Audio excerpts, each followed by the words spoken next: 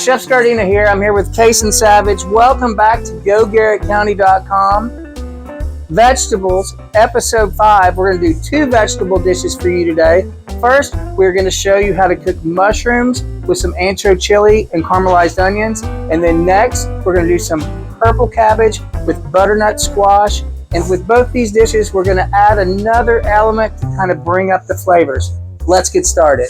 Mushrooms, let's talk about them. Some people like mushrooms. I know Kason likes mushrooms. Some people don't. Some of you don't like them because you're not preparing them right. So hopefully you'll give these a try. The first thing you need to know about mushrooms is we need medium-high heat. So let's get started, and then we'll... Yes. So we're adding some olive oil, and it is hot. Now look, you don't have to use a Teflon pan. We're using a Teflon pan because this is the nicest pan we had for the video. So that's why we're using this one. So you can see it start to smoke, and then we're going to start adding some cremini and button mushrooms. Now watch, you got to kind of get close to the pan. A lot of people, what they do is they're scared of the fire, so they get up high, but that'll make it splash up. So,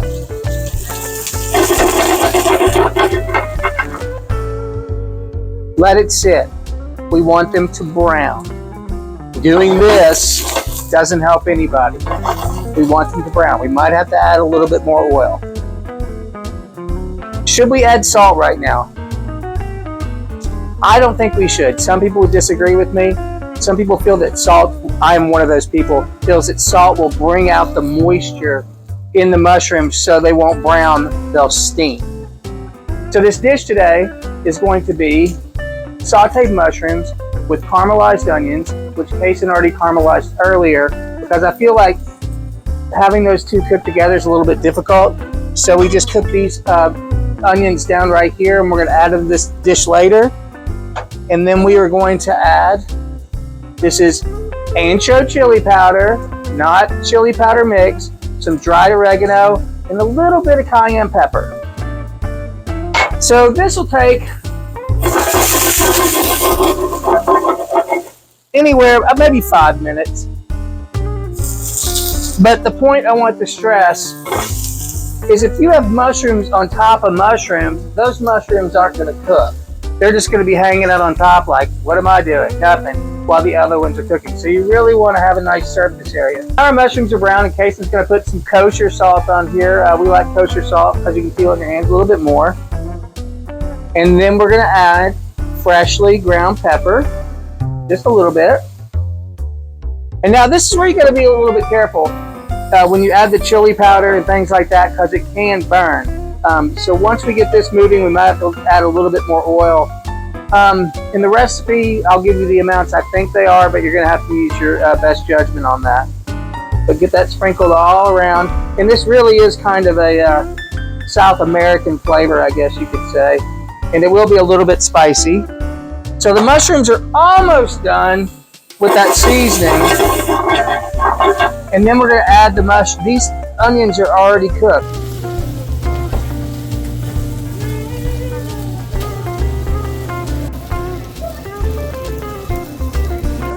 Hey, chef, I don't like onions. Then don't add them. It'll be fine. Just the way the mushrooms are. If you don't like mushrooms, I don't know what to tell you on this one, because this dish is all about mushrooms. And they will list the recipe below and some of the health benefits of mushrooms. Now, remember that vegetable stock we made?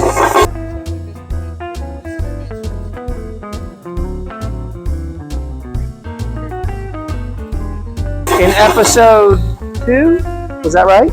Yeah. Episode 2? Yep. We have that here, and we're going to add just a little bit of that.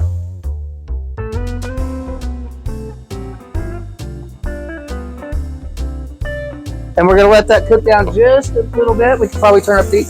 Now, when we get into cooking proteins like chicken in the episode, that'll probably be episode 7. We'll talk more about reduction sauces and things like that. So these are pretty much done.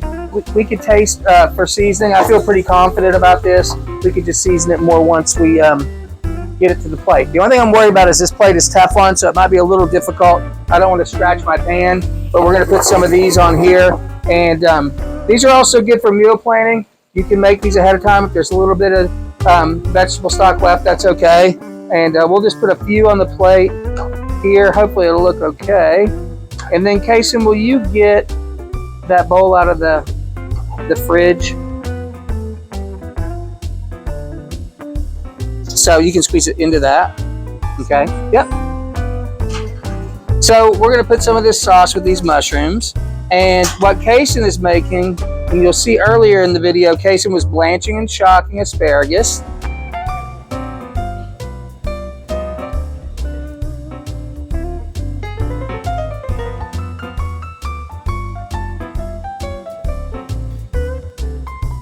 And this is a little bit of lemon, orange, fresh parsley, tomato. Did I already say asparagus? I don't remember.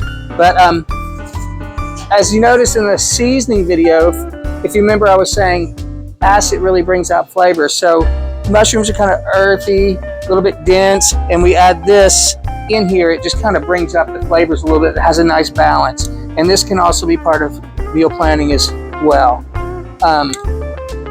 We'll try to make it look fancy. Fresh parsley, delicious. Asparagus, you can put it on the side. And this is a little bit of tomato. We had that because we had it left over. And that is our first vegetable recipe. It'll be posted below. Thanks for checking out GoGarrettCounty.com.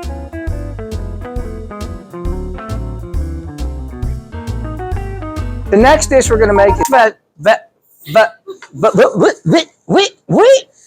sauteed purple cabbage with butternut squash. Let's show you how. And then you can turn it on now. Turn the heat on.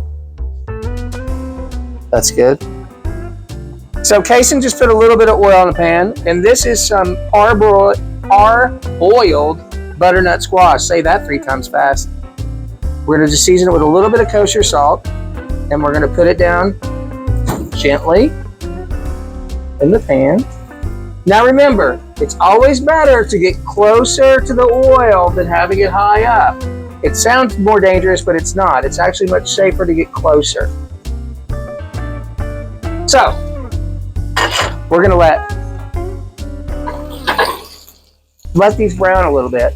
And the reason we don't put it all together is we want this to kind of caramelize on the outside, and then we're gonna actually set it aside, saute the cabbage, and then add this back at the very end so all the textures are the same.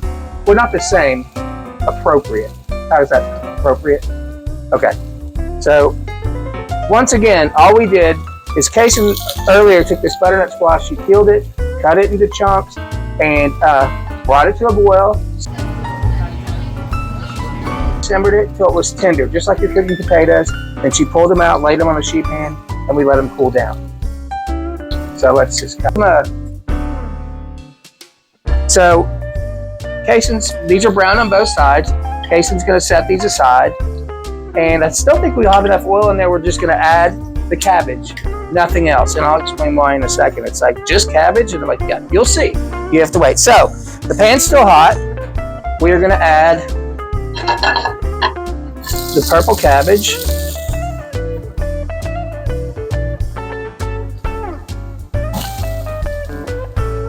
Pretty high heat. Once again, we are using one of our nicer pans, which is Teflon, so I gotta be very careful with these tongs because we don't want to scratch this nice pan. So we're just gonna give this a quick saute. And this is not necessary to learn how to cook. It's just something you can use tongs just as well. Now we're gonna add a little bit of salt, tiny bit. Will you get some pepper, Kason? Fresh ground pepper, always. Sprinkle a little bit in there. Now we don't want to get this, we don't want this to be undercooked or overcooked. We don't want it super soft. So when in doubt, stop, so it's crispier. We could actually eat this right now. So we're gonna hit this with a little bit, a tiny, tiny bit of red wine vinegar. And I know it's hard to hear the sizzle, but hopefully you can hear that. A tiny bit of red wine vinegar. Now you don't have to do this. This is optional. We're gonna hit it with a little bit of homemade chicken stock. Okay? And then we're gonna add in our butternut squash.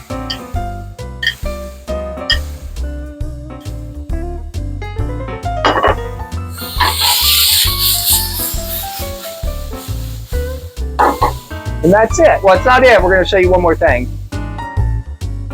So, now, Kason finished this up. That looks great, Kason. Thank you. And now,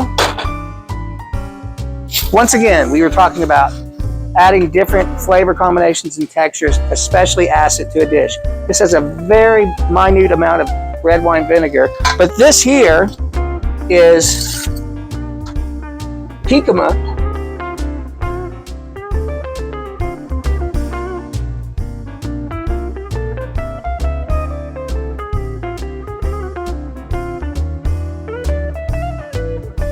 Which is a cross between, well, it's not a cross, it tastes like an apple and a potato together, which sounds kind of weird, but it tastes pretty good. And we have some Granny Smith apple here, a little bit of red onion, a little bit of red peppers, and there's orange juice, lime juice, salt and pepper, and a little bit of olive oil. Super healthy, super crisp, and delicious. And hopefully I can get this on here and make it look nice.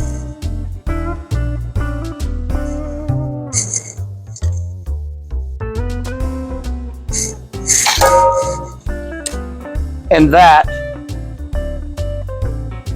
what is it? Purple cabbage, butternut squash, Granny Smith apple, and jicama slaw. That's a lot of words, but it's delicious. It is really good. Go Garrett County.